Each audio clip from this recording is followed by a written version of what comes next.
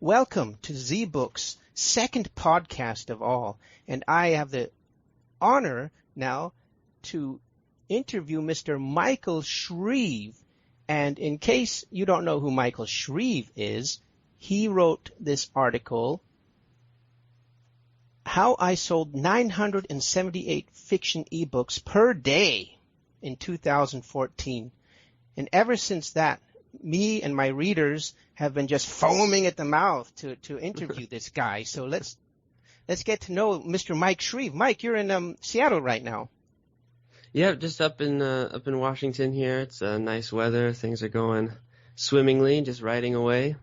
Right. So when I saw this article, How I Sold 978 Fiction eBooks, I also went to the podcast. I don't even remember what website that was.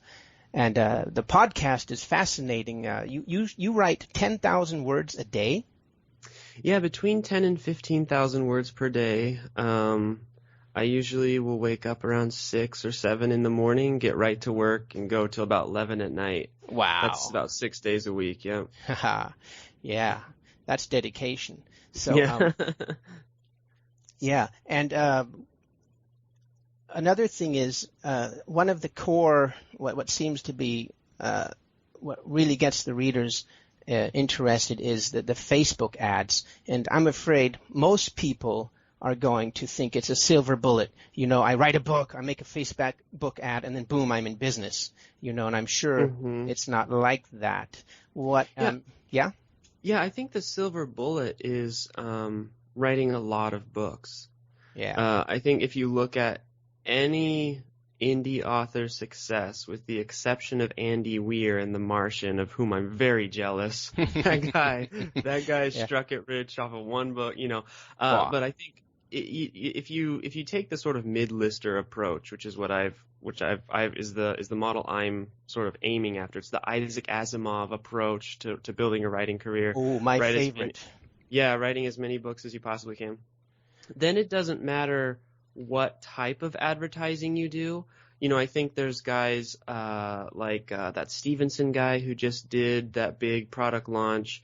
Nick Stevenson? Yeah, Nick Stevenson. And there's another guy who's just released Facebook training. It's hot right now. Yeah, they're releasing a lot of Facebook trainings, but I think it's the silver bullet is to have a lot of books and then to find a way to get all of those books in front of people. Now, it doesn't matter if it's Facebook. It doesn't matter if it's stuff like FreeBooksy or BookBub. I'm using Pinterest ads a lot right now, and they're actually working better than Facebook ads. I'm also using Facebook video ads, which are getting cheaper cost per click and better downloads. So that will always change. The way that you deliver your content is always going to change. That's the nature of the internet. A year ago, Facebook ads were costing me about 1 penny to 2 pennies per click. Now they're costing me about 6 to 8 pennies per click. And I consider myself very, very good at Facebook ads. So as these sort of advertising platforms get more popular, they get more competitive, and they get more expensive. So the silver bullet isn't the ad platform. It's the having a ton of books and then figuring out a way that works for you to get those books in front of other people. And that will always change. That's great advice. It's the process, not the platform, right? Yeah, exactly. You even look at James Patterson, right? So James Patterson built his career by, you know, he got his first book traditionally published, and then the publishers were like, hey, we're not going to, you know, give you a big marketing budget. Well, he was an ad guy, and he said, well, forget this. I'm going to drop the $2,000 myself and run a TV commercial. And he was like one of the first authors to run a TV commercial. Well, now he's running YouTube commercials. He's one of the only authors that I've ever seen do that. So even he is changing over time the way that he's delivering the advertising for his books as well.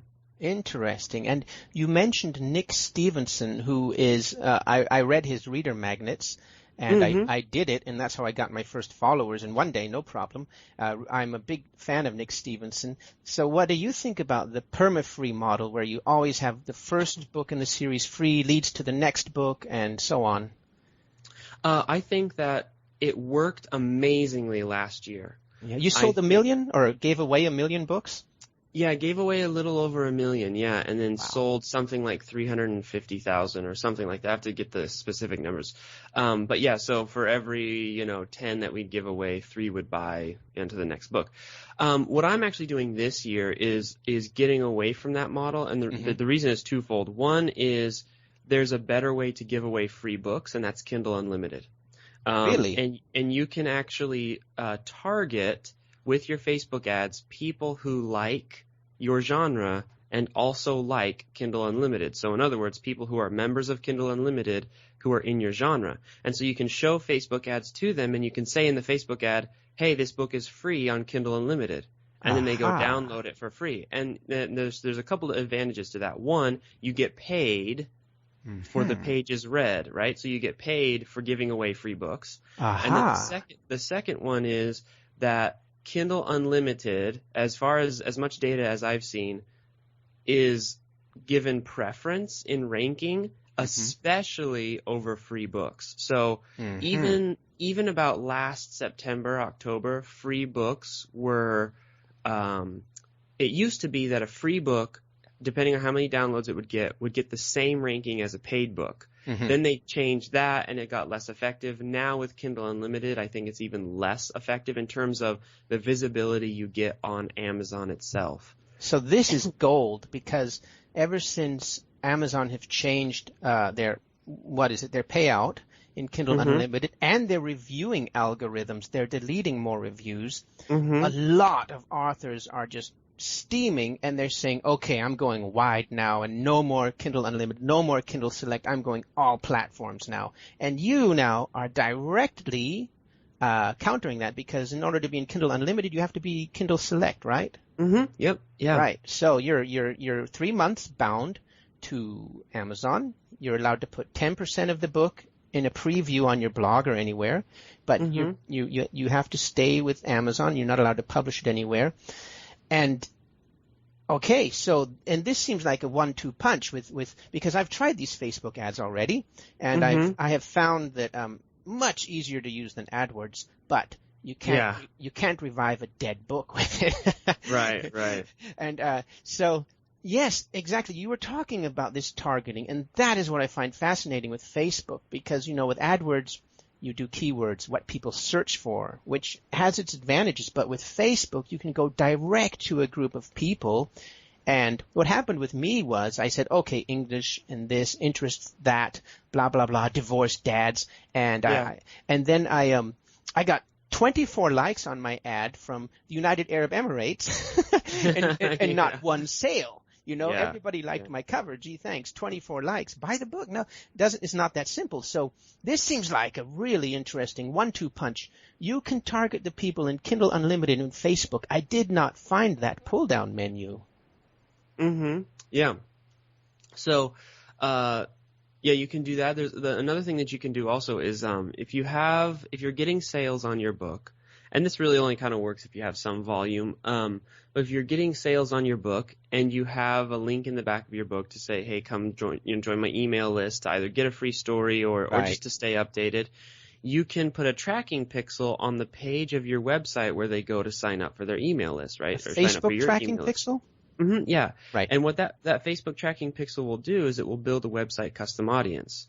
And what that means is it will track the specific people who have ended up on your on that page. Well, then what you do is you take that website custom audience and you build a new audience off of it called a lookalike audience. And the lookalike audience will take basically the data and sort of like break down who hit that page, figure out more about them, and then it will build an audience of like 1 million or 2 million of people who are just like that person.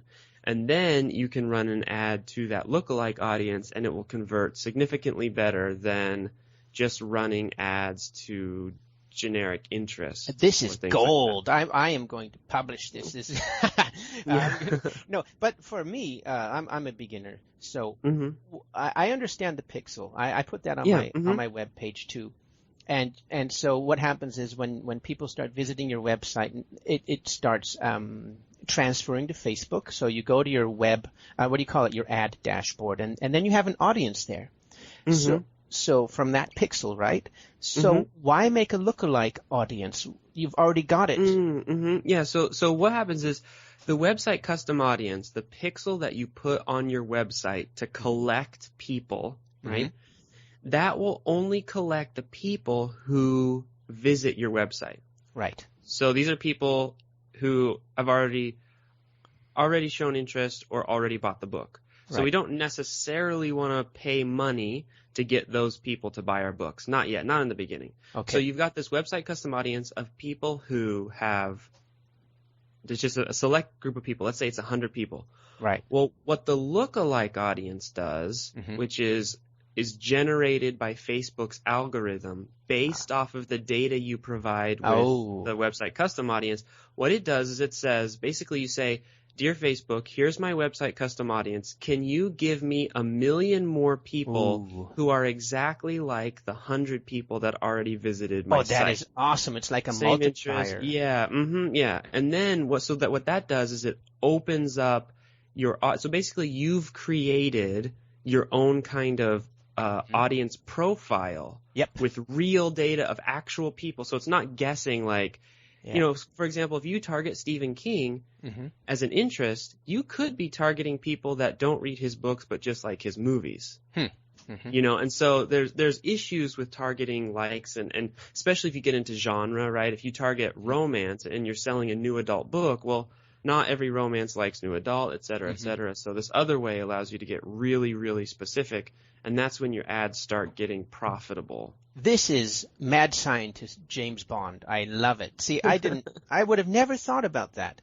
I just thought, hey, you run a Facebook ad and then you can use the audience or the target and the pull down. I mean, they have so many options. I really like it. I wonder if you could do something like that with AdWords too, but okay, that's another animal in itself. Yeah. Okay. And ultimately, just really, ultimately, I think if anyone's listening to this and they're saying, "Oh my gosh, this is way too complicated," there's two avenues. One is, to remember that every skill takes time and practice. Yeah. And just get in there and practice and make mistakes, and it's not going to be perfect. It took me a lot of ads before I got profitable, and even now, I have to use something called Ad Espresso. Which is it's a program that allows you to basically quickly create a bunch of split test ads like in 2 minutes versus and on any platform? Just for Facebook for now. Okay. But it gives you the clearest answer to which ad is working, and it allows you to make a lot of ads very quickly. So within like 2 or 3 days you can make like 200 or 300 ads, and then you don't have to guess. You don't have to be good at ads.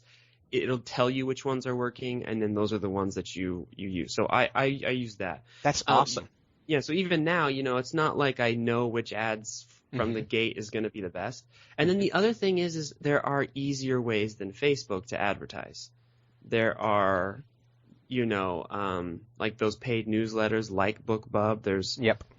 There's hundreds of those out there, Free Booksy, etc. There's genre-specific ones, like if you're in science fiction, there's Book Barbarian, where all you have to do is just pay a fee and put up your book, and it's no big deal. So, but what do you think about those? A lot of people have like 20 Facebook pages in their favorites, and then just not spam them, but they. What do you call it? They put it in there in the feed. Hey, my book's free today, and then they go through all of these 20 Facebook pages, and I don't know if that's effective or not. Or a lot of people think BookBub you have to pay to be on, right? $200 or something. And so and they have to accept you, of course. So exactly. So what do you think about that? I'm talking effectivity for time invested, the most effective. Yeah. So I use those all the time. Like I use sites similar to BookBub, Free Booksy, etc.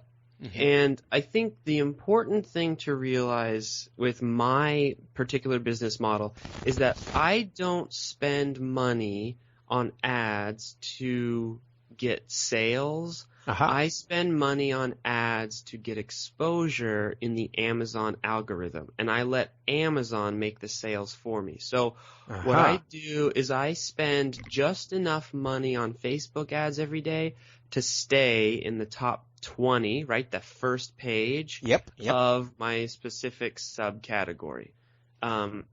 Okay, so let's dive deeper into that. So tell us about your ad. Is it the cover of your book and you say, go to this page, or what?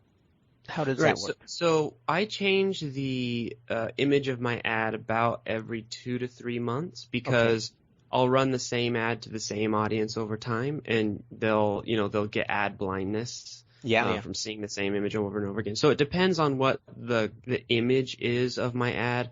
I do everything from like just capture a scene from my ad, like maybe have like a cool robot. Sorry, you're breaking up. Could you repeat that?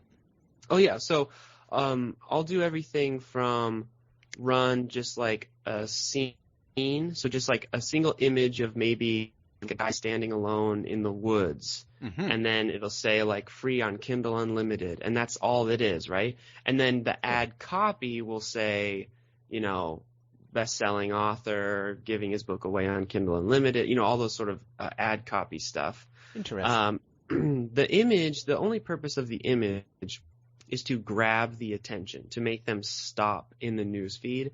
So I've used everything.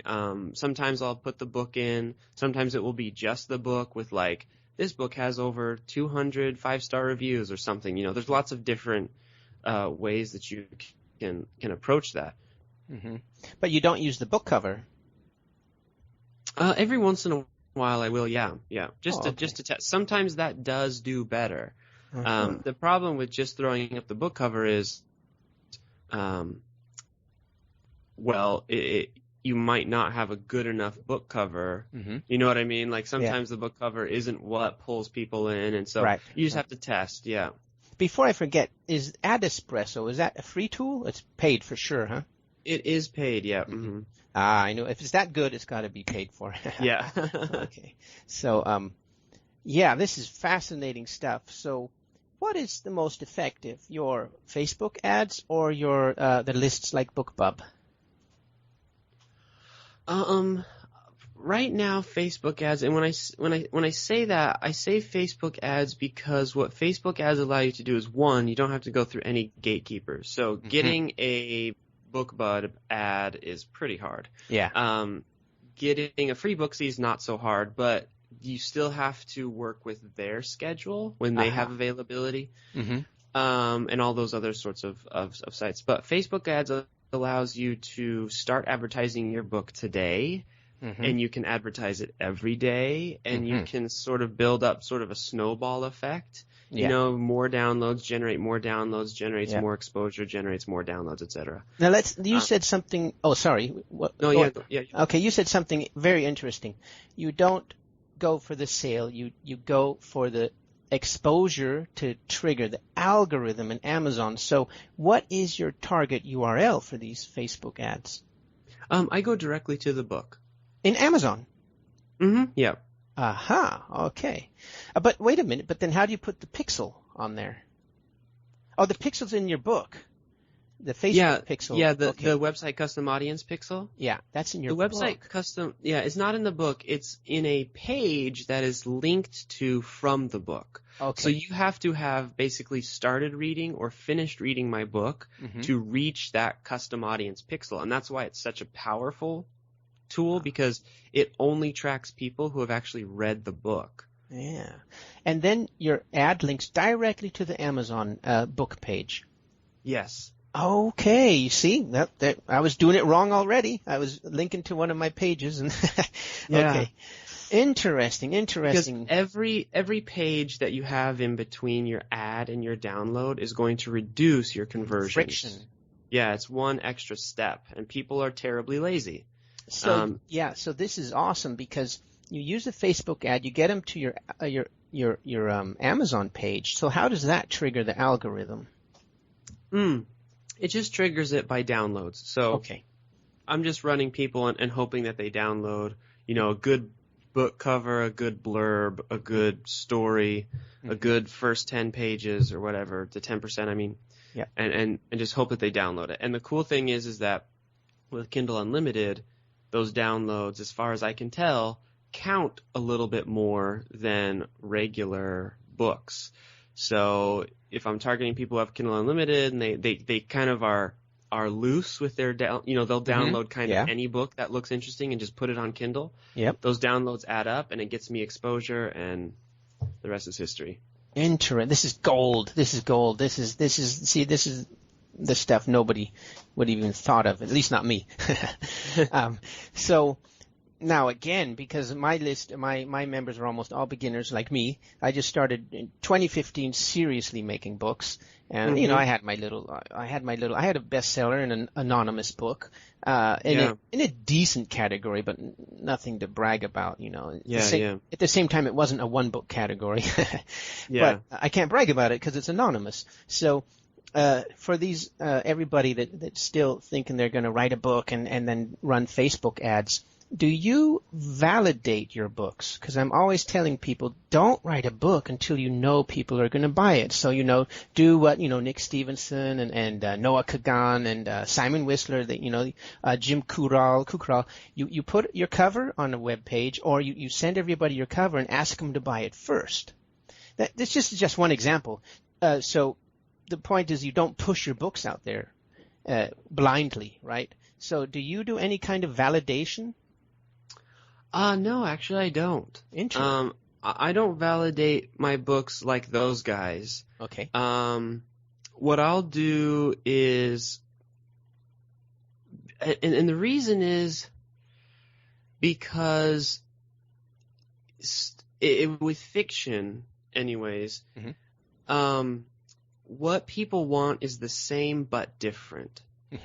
And so I basically just use my own internal compass to say, is this a book that I would read? Because I think one of the important things to understand as a creator or somebody who creates things is that you aren't that different. Like, people are unique, yes, but they aren't as unique as they think. Like, if you like if you like Interstellar, well, guess what? Millions of other people also liked Interstellar. So if you create a book that's like Interstellar with your own little twist, it's gonna sell, right? Like, there's a huge audience out there. So I validate through my consumption. So I call this, sorry, go ahead. No, yeah, go for it, yeah. Yeah, so sometimes I call that indirect validation, because you choose a profitable niche, right? Rule number 1, choose a profitable genre or niche, and science fiction and romance. Independent authors own science fiction and romance. So you choose a profitable niche, and then, like you just said, you look at other guys, Interstellar, you emulate them, and so you know it will sell, right? Yeah, and I think it's really important, too, to remember that if you're doing fiction in particular, and nonfiction to some degree, you're in the entertainment business. Yep. So your number one goal, it should be to entertain. And the very first person you should entertain with your work is yourself. So if you're not entertained by what you're creating, if you're not like, wow, this is such a cool idea, then either you need to choose a different genre, or there's some tips and tricks you can do to get to that point in time where you're entertaining yourself. But the idea of trying to predict whether a book is going to be a bestseller or not, I think makes for interesting information product training. But if it was actually possible, then, there would be people in Hollywood who do that for a living, and there would never be a movie that lost money. Yeah, but movies lose money all the time. Yeah. One of my favorite threads on the K-boards is about I wrote a bestseller, or no, I cracked the code for bestsellers. I don't know which university it was. I think it was England, and they analyzed all of these books and the verbs they used and the adjectives, and they said there's a definite trend. And so I've got my own tool now, and I'm going to release that soon, and it's along those lines. And I have found one hard point that all writers, or the best-selling writers, have. And this is just a little anticipation now. I'm not going to tell anybody, but So yeah, I believe that too. And yeah, I agree that there are things that major successful writers have. Mm-hmm. What I'm afraid that people, because I do agree with that. I do agree there are certain things that a book must have in order to be successful, Mm-hmm. and I think that's a craft issue, right? It's like, Mm-hmm. the engine of a car must contain certain parts in order for the engine to actually be effective. I think that's similar with successful books. Okay, you just preempted yourself. Give us a rundown. What is your summary of those parts? For writing a book? Yeah, a successful book. Yeah, I think that for me, the stories that I enjoy and the stories that do successful for me, or that are successful for me, are character-driven stories. And what that means is that the character could be easily identifiable Mm-hmm. by anything other than what they look like and what their job is in the story. Or what they do, like what actions they take in the story. And what I mean by is there's a really interesting video on YouTube, and I wish I could remember the name of it, but it's basically an analysis of episode 1 of Star Wars. Okay. Which is that like Qui-Gon Jinn and Obi-Wan Kenobi and all of the characters in those movies, in the first couple movies, you can't describe them without saying what they look like, what job they've done, and like the actions they've taken. Like you can't describe their personality at all. And so I think being able to create characters that people say, I can describe their personality is really powerful. Interesting. I think that all stories are stress tests, that we read stories. Oh, you're breaking up. Sorry about that. Can you repeat that? Oh, yeah, no, it's okay. Yeah, so I think all story, so the fundamental action of story is to put yourself like through these little mini stress tests. And this is from David Farland, $1 Million Outlines, which is basically like, don't write happy-go-lucky stories. Like the characters that you create and that you have to love and the reader has to love must go through stressful, hard times, because we as humans turn to story to experience these stressful times, blah, blah, blah, et cetera, theory. But basically, it has to be dark moments and all these sorts of things. And then the last is there are story structural pieces. Read Save the Cat by Blake Snyder. Read, there's so many craft books, Techniques of the Selling Writer, et cetera. There are sort of not necessarily plot points, but things that must occur in a story for it to be enjoyable. Interesting. Yeah, so that's some awesome tips. But the one about the character-driven, that means you have to have characters that cannot be described except by what they do, so their function. Yeah. So basically, what you want to do is you want to try and paint a picture of a character who exists outside of the story itself. So what that means is like if your character, if your readers can only describe your character as, oh yeah, he's the guy who chopped off the arm of this other guy. That's not really a character as much as that's just a plot point that has a name, right? So he has to be able to exist with a personality. And like I was watching The Big Lebowski the other day. Oh yeah, great. And that's incredible characters, because if you think about the dude, and then you think about his two friends, you can describe them without describing what they do in the film, without describing what their job is. And I had it backwards. Yeah, without describing what they look like, right? You could say, well, the dude, he's really relaxed. He kind of takes things easy, and then his friend, well, he's like a Vietnam veteran and he's always bringing up Vietnam. And then his other friend, he just kind of like is always lost and interjecting, So you can describe them without having to describe those other three things. And those are real powerful characters. Have you seen, now I understand, have you seen the English version of The Office. I think it was actually before the American one. Mm-hmm. Yeah, yeah, And yeah, this yeah. is a perfect example because the Americans' characters are developed way better. Dwight Yeah. Schrute and the boss and Uh-huh. Michael. And in England, the English characters they're all really snide, but they're all really flat. And it's just Yeah. not as good as the American one. Man, everybody knows a Dwight Schrute, a volunteer Yes. sheriff or a volunteer fireman. Yes. And Uh-huh. in the English one, he's just a real snotty jerk, Yeah. a really Yeah. flat character. Mm-hmm. So this is my favorite example of character development: is the American Office versus the English Office. And Yeah, that's yeah, a really good example. yeah, I love it.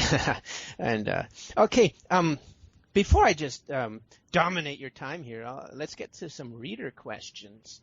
Okay. One of them was, I'm not sure what to ask, but what is his best kept publicizing tactic?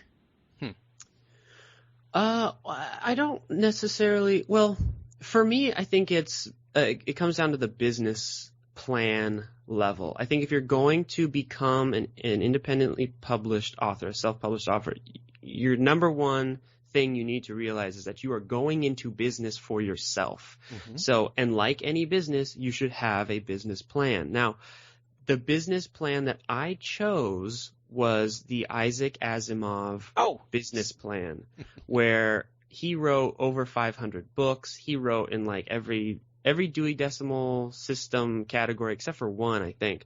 And he just wrote a lot, and he put those books out. And Isaac Asimov is amazing. He wrote over 500 books, but people only remember him for like 3 or 4. iRobot. That's iRobot and the Foundation trilogy. One of my favorite authors. Yeah. Yeah, and pretty much, beyond that, he's not really known, even though he wrote 500 books. That's what I'm doing. Wow. And the reason that I'm doing it that way is because I'm not, how do I put it? I'm a very risk-averse person. So I'm not going to spend 6 months on a book and then hope that it's the one that pays for that 6 months of time. Yeah. I'd rather do a book a month. Like right. Isaac Asimov, write 3,000 words a day, 2,000, 3,000 words a day, publish, that sort of thing. Yeah. So my best kept secret is that's what I do. I mean, I'm just not going to, and the great thing is that the self-publishing revolution and indie publishing allows you to do that, because awesome, yeah. With traditional publishing, it costs them anywhere from $100,000 to $350,000 to publish a book, right? Like traditional publishing and how that all works. And they get a terrible cut. What is it, 10% average? Yeah. So they're not going to. I think a lot of people get angry at traditional publishing, but traditional publishing can't afford to publish like the old pulp writers because it's just too expensive for them. Yeah. Whereas self-publishing, it costs a cover and an editor. Yep. And you can do it over and over and over again. And that is one of the reader questions too. Did or does Mr. Shreeve hire ghost authors? I did. I did for like 11, 12 books. Maybe it's 13. And when I say books, that does include novellas as well, novellas and novels. Right. I'm not going to anymore.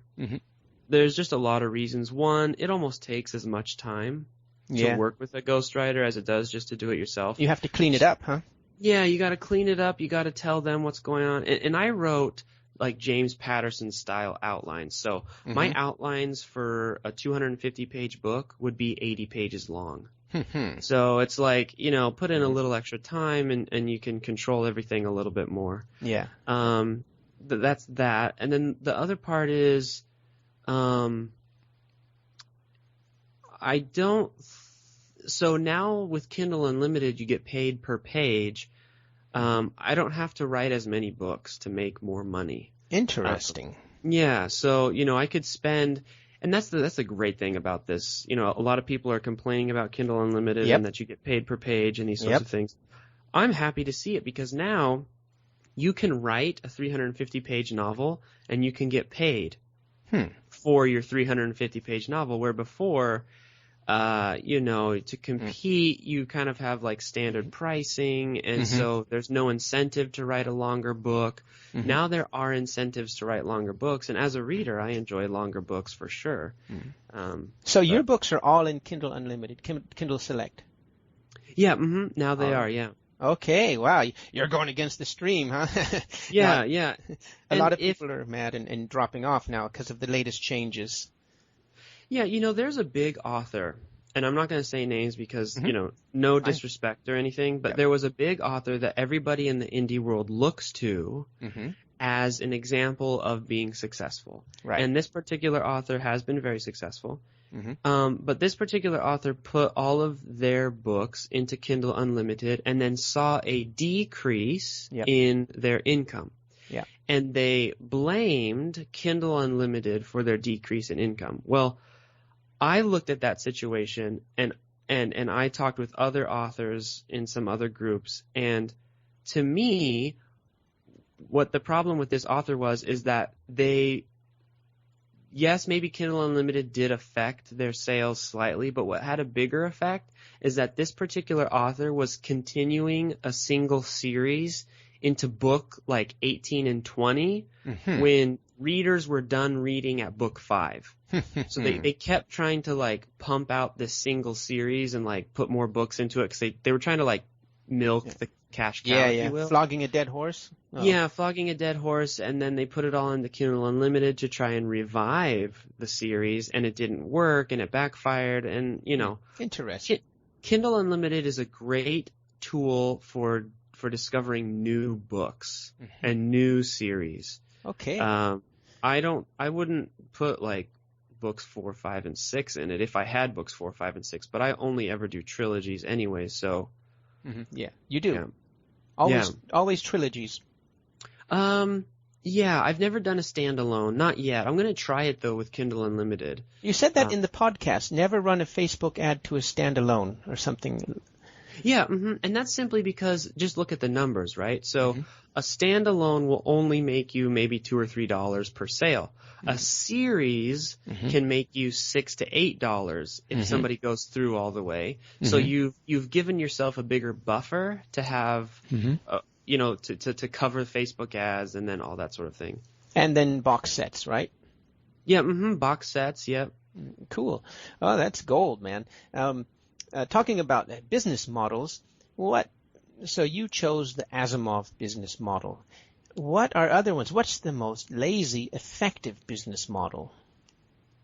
I'm talking lazy for guys like me with a family and seriously time-challenged guys like me who have to steal time to write. Yeah.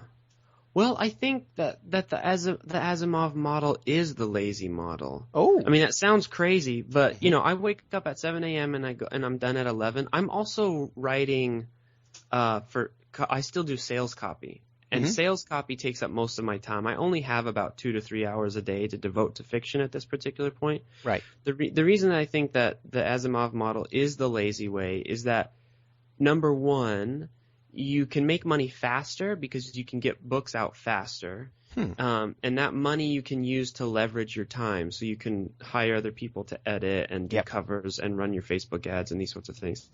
But also,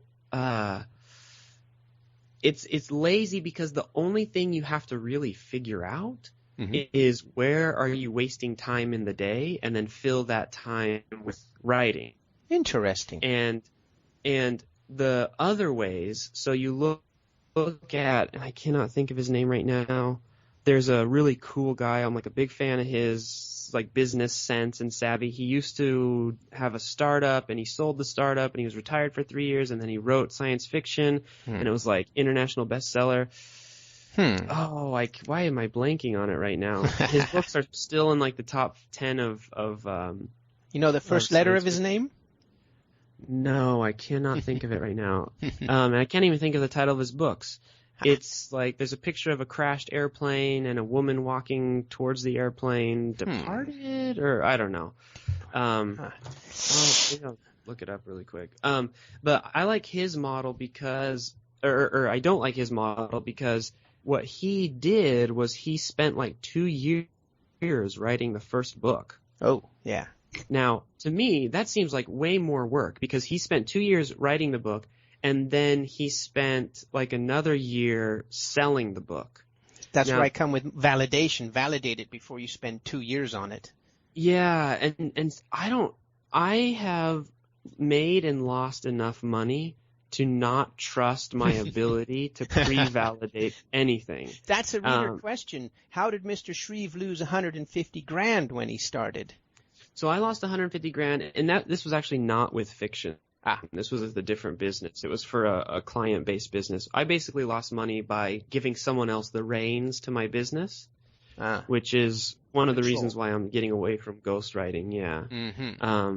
And they basically just blew through money that I then had to chase with more money, and then had to, it just got to be a big mess. Yeah, this is, for the readers out there, this is actually in the podcast. I will have to link to it. You explained that rather well, and fascinating stuff. But that's why I wanted to continue from that podcast, what we missed. So another one from the readers is how exactly to set up a profitable Facebook ad. We kind of already went over that. Yeah. But so go ahead. Yeah.